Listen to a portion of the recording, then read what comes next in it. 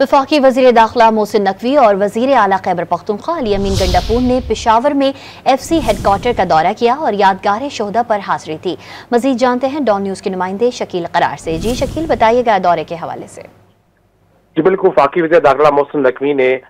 आज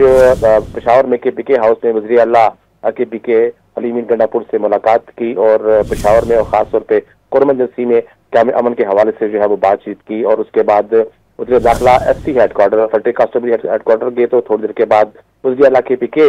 भी वहां पर पहुंचे और दोनों रहनुमा ने मिलकर वहाँ FC के जो शोहदा की यादगार थी वहां पर फूलों की चादर चढ़ाई और उसके बाद दुआ भी की। और इस मौके पर दोनों की मुलाकात दोबारा हुई और इस मुलाकात में जो है जो बातचीत हुई है उस बात से बताया जा रहा है कि जो FC और KPK में जो फटे कांस्टेबल के जो शोहदा है उनकी खिदमात के हवाले से जो है वज़ीर दाखिला ने वज़ीर आला KPK को भी बताया, उनको बताया, तफसीलात से आगाह किया। और इस मौके पर वज़ीर KPK ने